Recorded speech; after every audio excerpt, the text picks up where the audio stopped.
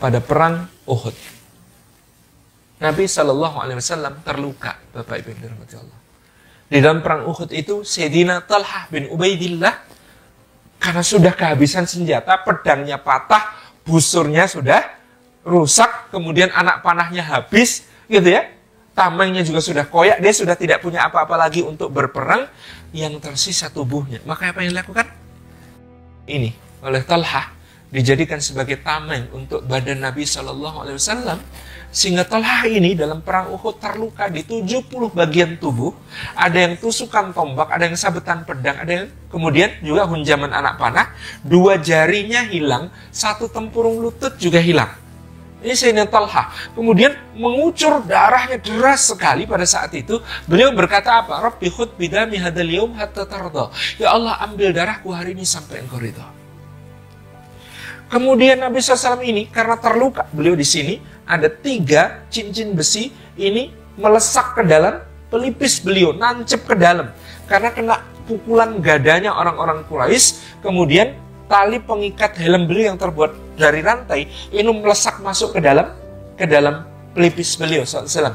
Kemudian kaki beliau terkena jebakan yang dipasang oleh orang-orang Quraisy dan beliau kemudian terpincang-pincang, maka dipapa oleh para sahabat naik ke atas bukit. Di bukit itu kemudian ada sebuah batu yang agak tinggi letaknya. Para sahabat berusaha menaikkan Rasulullah ke atas batu itu, tapi karena Rasulullah sudah sangat lelah dan sangat lemah, Rasulullah itu terperosok jatuh. Didorong lagi oleh para sahabat, Rasulullah terperosok lagi sampai 3 kali. Talhah itu terhuyung-huyung berjalan dengan darah yang masih mengucur dari 70 lukanya. Dia melihat Rasulullah nggak bisa naik karena nggak punya landasan di bawah, nggak punya tempat bertumpu di bawah.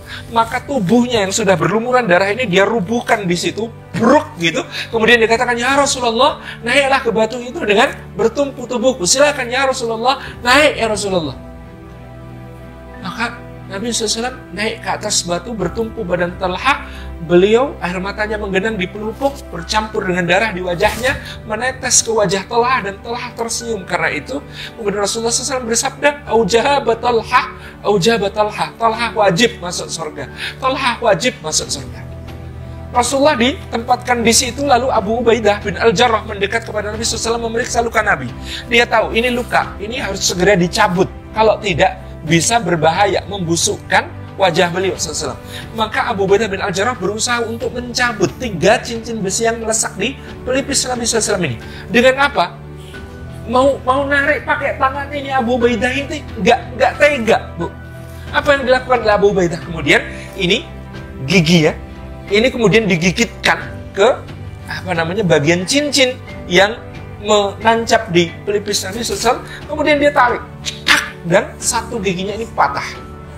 Dia coba yang kedua, karena ini sudah lepas 1, masih ada 2 lagi. Dia juga pakai gigi lagi, cetak, patah lagi, sampai giginya itu 3 patah karena melepaskan cincin-cincin besi dari pelipis Nabi SAW. Maka dikatakan Abu Ubaidah bin Al-Jarrah, ini orang yang giginya mendahului dia memasuki surga Allah Subhanahu wa Ta'ala. Setelah Abu Ubaidah gitu ya melepaskan 3 cincin besi ini, dia kesakitan. Abu Ubaidah mundur. Kemudian mendekat seorang sahabat Nabi SAW yang lain, namanya Malik bin Sinan Al-Khudri. Dia periksa luka Nabi SAW. Dia lihat luka itu masih mengucurkan darah. Maka Malik bin Sinan Al-Khudri merengkuh sorban dan kepala Nabi SAW. Kemudian dia meletakkan mulutnya di tempat luka itu. Dia sedot semua darah yang ada di situ sampai penuh seluruh mulutnya. Kemudian dia sobek bagian bajunya, lalu dia tempelkan dan ikat, bebatkan kuat-kuat pada bekas luka Rasulullah supaya darah tidak mengucur lagi. Nabi SAW melihat Malik bin Sinan Al-Khudri ini, di mulutnya ini masih ada darah beliau. Bahasa Jawanya mucu-mucu. Maka Nabi SAW bersabda kepadanya, muntahkan ya Malik. Kata Malik, muntahkan. Di kali ketiga, Malik bin Sinan Al-Khudri kemudian menelan seluruh darah Nabi SAW.